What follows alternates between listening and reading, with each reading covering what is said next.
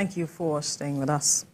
Now, the armed robbery attack in Gateway Polytechnic, ICT, in Ogun State has resulted to the death of a student, just as 9 others sustained injuries from sporadic shots and female students allegedly sexually molested.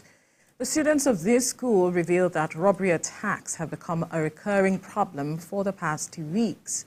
The level of the insecurity around the institution calls for urgent attention from the school management as students now live in fear and uncertainty. The Alumni Association of the Polytechnic also suggested a declaration of a state of emergency on security and curfew from 6 a.m. to 7 p.m. around Remo North local government in the state. In a swift reaction, operatives of the Ogun State Police Command have arrested 5 new suspects in connection with the recent robbery attacks and killings in some parts of the state, particularly in the Gateway Polytechnic Sakwade. Well, joining us to talk more on this development is SSA on Public Communications to Ogun State Governor Dari Odufowokon. Dari, good morning. Good morning. It's good to have you on the program. We'll need you to clear the air on what really is happening along that axis where the school is. We've seen videos of students saying that actually this is not the first time incidents like this have happened, but it seemed this one was just different, especially perhaps the number of victims with regards to this. But talk to us how it is a school environment is not seemingly safe. Thank you.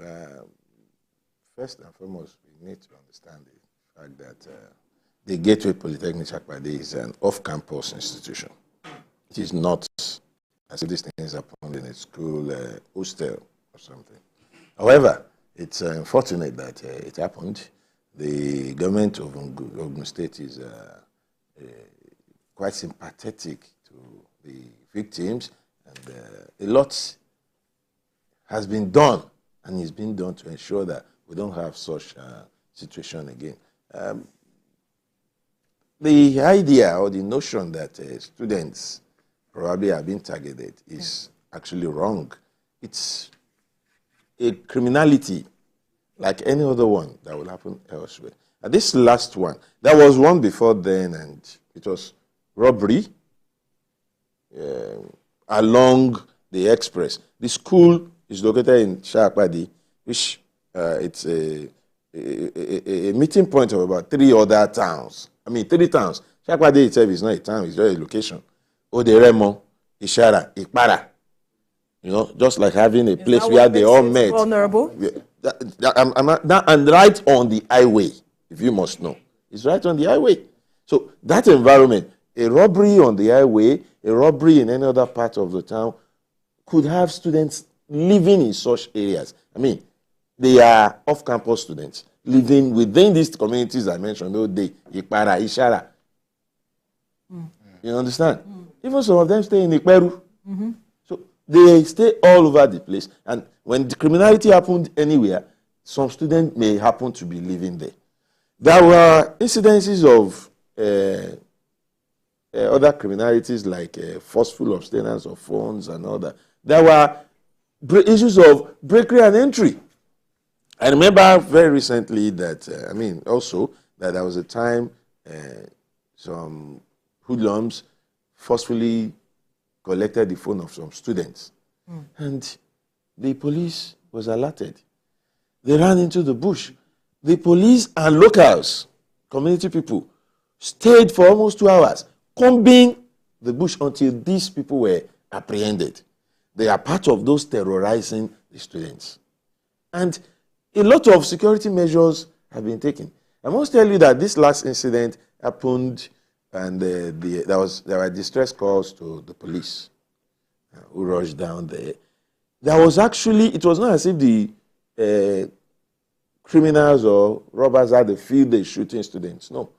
There was a shootout between the police and these armed robbers.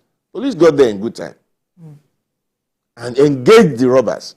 It was while they were fleeing, they started shooting indiscriminately and sporadically.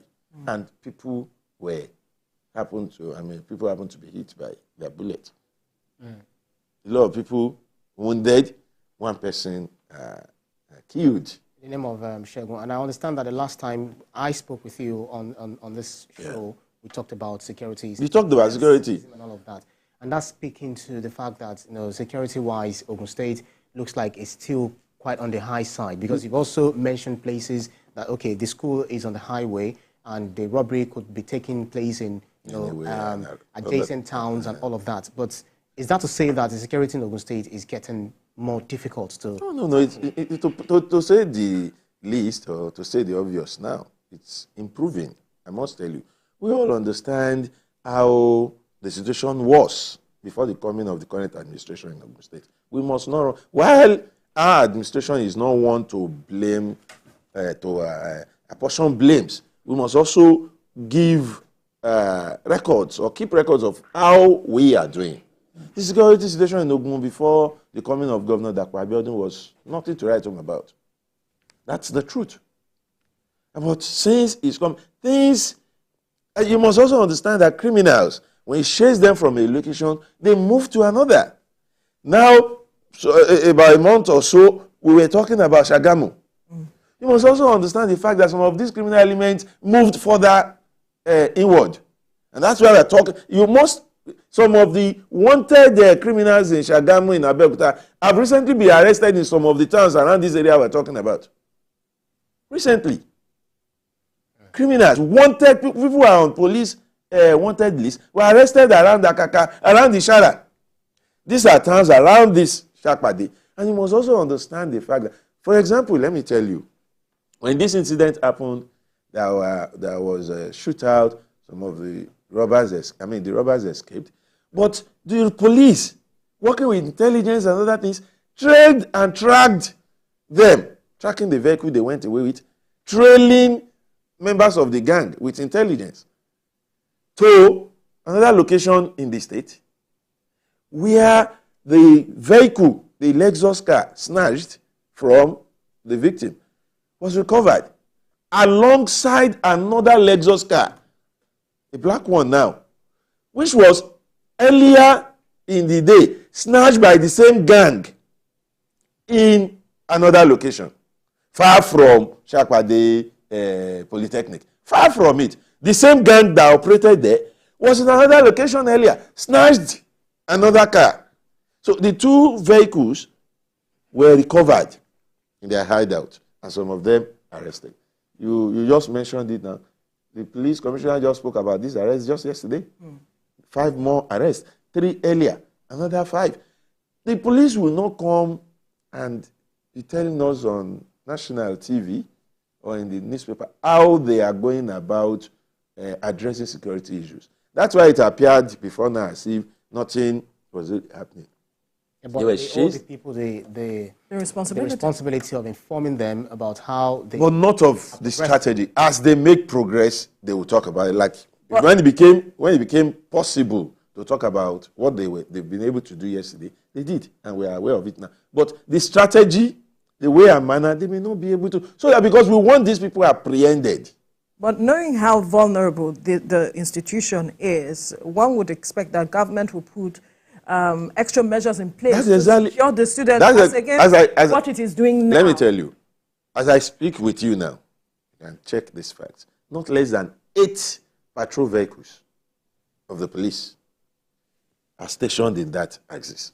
Patrolling. We are not saying what the government is doing now, but before now, knowing how vulnerable that area That's exactly what. See, before now, right? Not less than 3-4 police patrol vehicles are in that area. I am from that axis. I can tell you this. Aside that, the Ogun State, you see, the government is not in total control of the police. Absolutely. Nor the army. But do you know we have other security measures in Ogun State? A lot of it.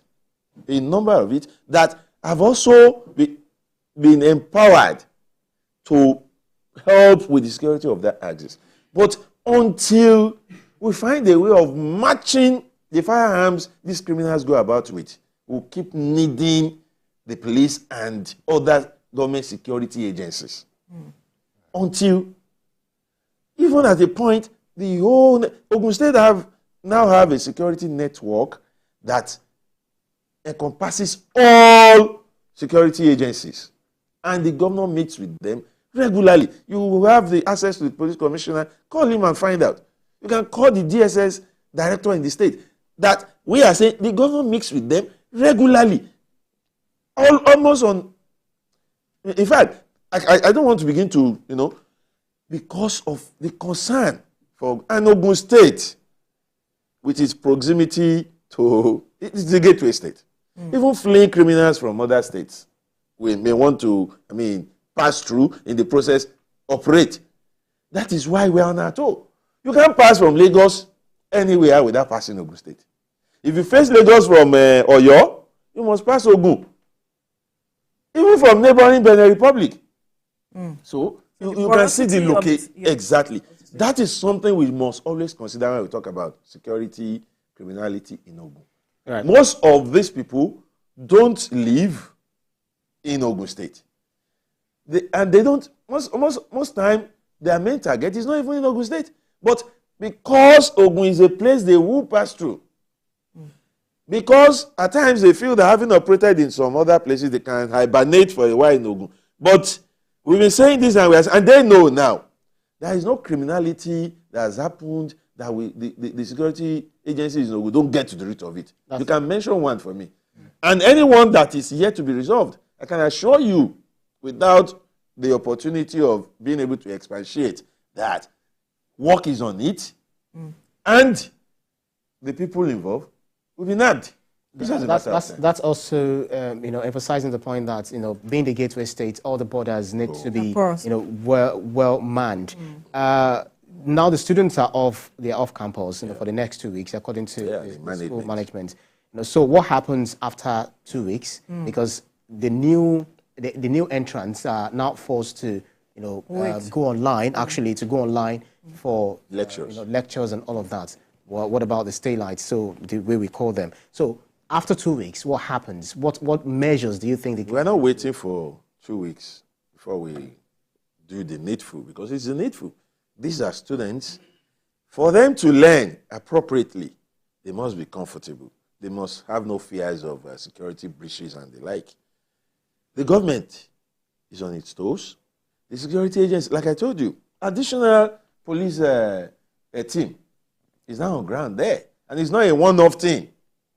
The DPOs of the police division in Oderemo and that one in the one in Ishara are working together, collaborating with the support and interest, I must use the word interest, from the CP.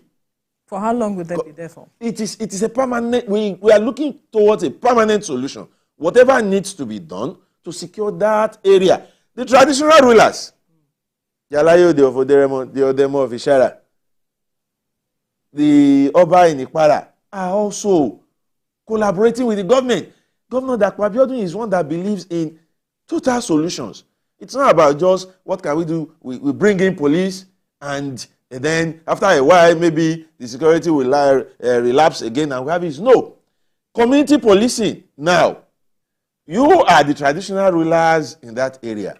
What do you think we can do to ensure we don't have criminal elements hibernating among us?